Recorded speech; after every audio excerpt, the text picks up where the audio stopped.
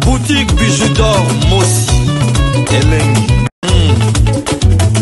Boutique bijoux d'or Mossi. Voilà, couleur riche. Boutique bijoux d'or Mossi. Boss, voilà, couleur riche. Boutique bijoux d'or. Boutique bijoux d'or Mossi Elengi. Maman bijou malgré ma lili mais naza na choité il fallait bimisa chaîne à biso parce que depuis bimaki depuis 6h à 7h hein, jusqu'à maintenant tozo qui est 17h à bimi se sauter naza obligé faut bimisa maintenant na besoin kana c'est la bino photo kota la bamboka o biso to vanda ndenge komaka o kutu bomoni et pied soki neige lobi ekweya ekoki kokweya penzako mona voiture mobimba lisusu te kotala mboka tovandaka mboka tovanda suka na mboka donc maboko awa ezosala pasi me nalobi nasalela bino kaka video mpona kolakisa bino ndenge mboka na biso ekomi lelo toza le 4 décembre me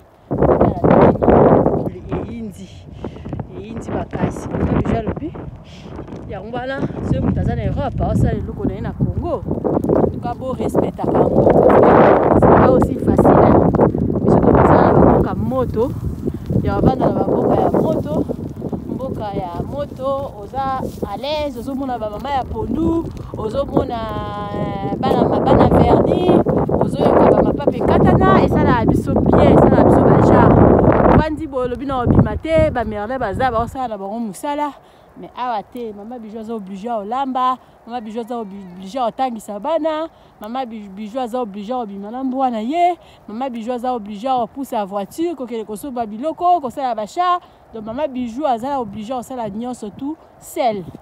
Ah, donc on t'a autobongisaka na Congo biso moko toyebi pourquoi tobongisaka na Congo yango wana il faut pas koblagaka na biloko ya bato mutu so aza na kini atindeli eloko na ye tekela ye ou bien gérer eloko wana en tout cas koblage yango te parce que c'est pas facile bomoni banda tobimi tomoni presque bato akokonte mutu nyonso aza na kati ya ndako na ye donc oyo tozwaka na poto ka yango wana nde banda kozwa soki oza mayele te etali yo.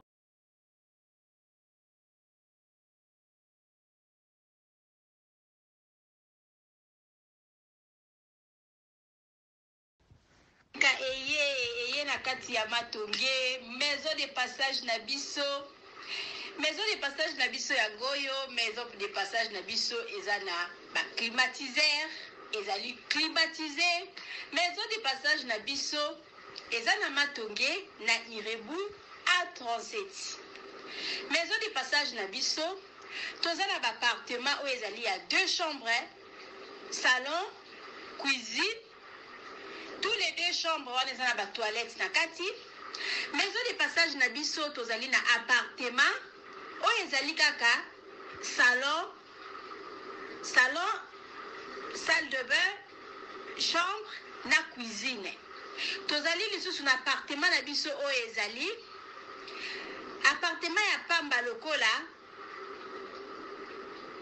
chambre na toilette. Toilette na oyo salle de bain na ona kati. Chambre oyo ezali ya pamba oyo ezaka na salle de bain okoyamba bapaya na yo na kati. Chambre oyo ezali chambre salon cuisine salon ezali ya munene comme okoyamba bapaya na yo na kati comme okoki koyamba bapaya na yo libanda. Mai na biso ebimaka kitoko. Courant na biso toza na balune ebele. Toza na groupe na biso soki courant ekeyi totie essence na kati ya groupe. Ndako na biso ezali sécurité, ezala sécurité ya makasi. Maison de passage na biso na matonge toza kobengisa bino. Mwana nyonso tu ya poto. Benga numéro oyo ozomona. Appartement, chambre, salon, cuisine. Moni kuna toza na basali, toza na banduni, toza na nyonso tu. Congélateur. Réchaud.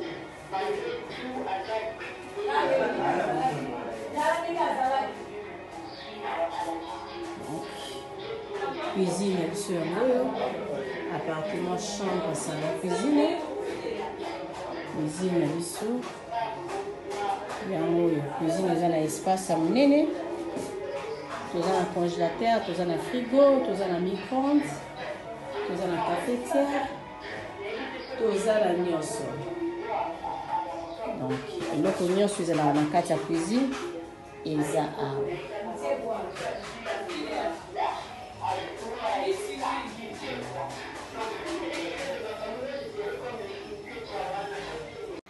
oui, appartement, chambre, salon, cuisine. Appartement, chambre, salon, cuisine.